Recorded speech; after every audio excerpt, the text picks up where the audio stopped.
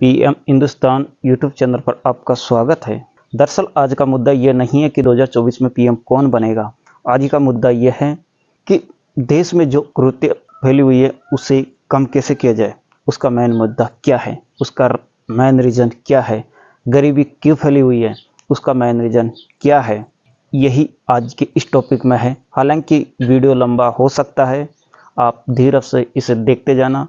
एक बार चला के ऑन करके सभी बातों को सुनना और फिर समझना वास्तव में बात सत्य है या गलत है। आज का मुद्दा जो भी है वो पूरा का पूरा शिक्षा पर है। शिक्षा आज भी भारत में 77.7% व्यक्ति ही शिक्षित हैं, बाकी के बचे हुए अशिक्षित हैं।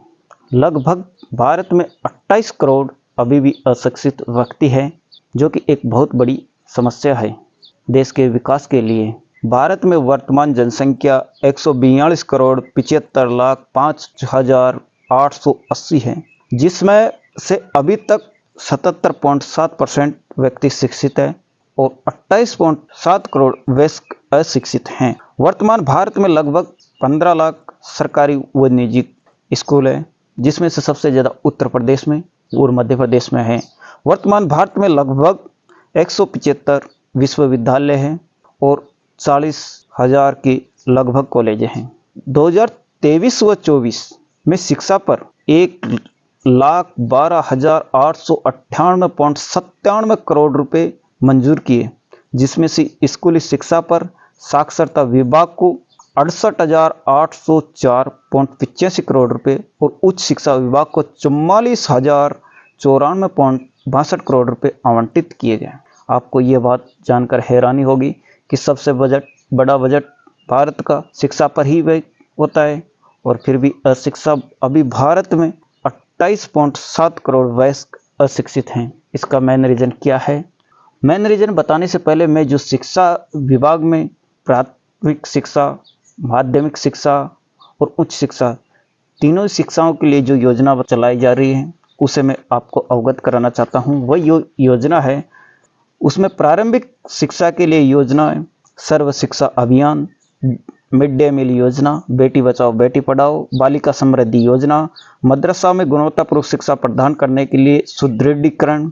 और माध्यमिक शिक्षा के लिए जो योजना बनाई गई है उनमें है राष्ट्रीय माध्यमिक शिक्षा अभियान, कन्या छात्रावास योजना, माध्यमिक शिक्षा के लिए लड़कियों को प्रोत्साहन की राष्ट्रीय योजना, माध्यमिक स्तर पर विकलांगों के लिए समावेशी शिक्षा व्यावसायिक योजना, शिक्षा की योजना, राष्ट्रीय योग्यता संसाधन छात्रवृत्ति योजना, माध्यमिक एवं उच्च माध्यमिक विद्यालय के विद्यार्थियों को लिए बालिका छात्रावास निर्माण एवं संचालन योजना, अल्पसंख्यक छात्रों के लिए छात्रवृत्ति योजना, राष्ट्रीय छात्रवृत्तियाँ।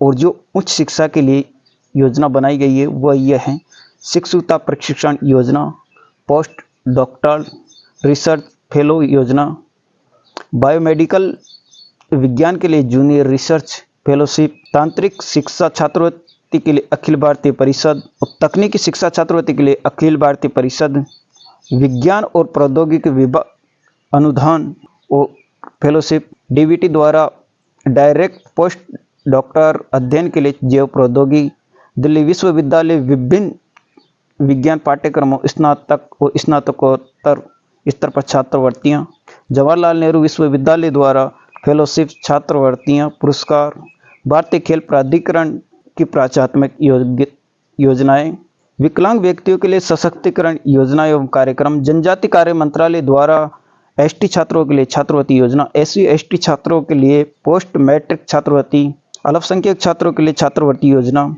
राष्ट्रीय छात्रवृत्तियाँ, अनेक तरह की जो योजना बनाई गई है। इसमें सरकार अथक प्रयास कर रही है कि ज़्यादा से ज़्यादा व्यक्ति शिक्षित हो और अशिक्षा को दूर किया जा सके। हालांकि 2018 से शिक्षा के स्तर में कुछ गिरावट दिखी है। पहले 1951 से लेकर 2018 तक निरंतर शिक्षा के स्तर में बढ़ोतरी हुई थी और जो 2018 में थोड़ा स्तर डगमगा गया।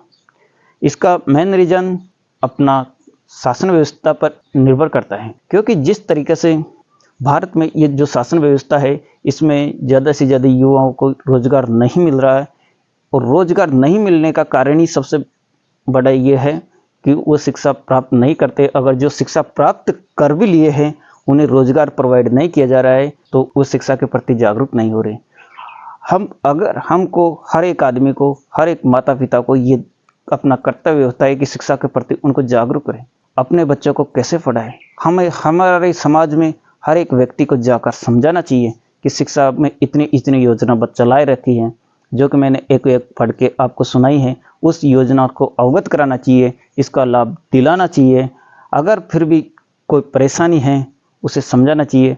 और जो रोजगार पैदा नहीं हो रहे देश में, ऐसे अगर शासन व्यवस्था है तो इसे जरूर हटाना चाहिए और अच्छी शासन व्यवस्था हो ताकि ज़्यादा से ज़्यादा रोजगार उपलब्ध हो और रोजगार शिक्षित व्यक्तियों को रोजगार मिले, ताकि बेरोजगारी दर में भी गिरावट आए। क्योंकि अभी भी भारत में 28% व्यक्ति लगभग गरीबी रेखा से जीवन यापन करते हैं, जिसमें 70% व्यक्ति अकेले वहाँ की जनसंख्या के अकेले बिहार में, यानी मतलब बिहार की जनसंख्या के 70% व्यक्ति तो गरीबी रेखा से नीचे जीवन यापन करते हैं। जो बिहार में जनसंख्या है उसके 70% व्यक्ति गरीबी रेखा में से नीचे जीवन यापन करते हैं। आपको इस बात को देखकर हैरानी होगी, सबसे ज़्यादा गरीबी छत्तीसगढ़ में है। और उसी के बाद ये सबसे बड़ा रीजन बेरोजगारी का यही है, अशिक्षा। अशिक्षा में जो अपन कार्य कर रहे हैं इसमें सबसे बड़ा रीजन ये होगा कि हमारे अंदर अनपढ़ राजा बन रहा है। सबसे बड़ी बात है, हम अनपढ़ को राजा बना रहे हैं। जो अनपढ़ है उसको राजा बनाएंगे। क्या उसमें दिमाग होगा? क्या ये सच्चाई है? क्या वो देश की समस्या को जान पाएगा? नहीं। अगर नहीं जान पाए, अगर आपको लगता है नहीं वास्तव में सही है, अनपढ़ हमारा राजा नहीं होना चाहिए, अनपढ़ के हाथों में शासन नहीं जाना चाहिए, तो हमें हमारे समाज को शिक्षित करना होगा।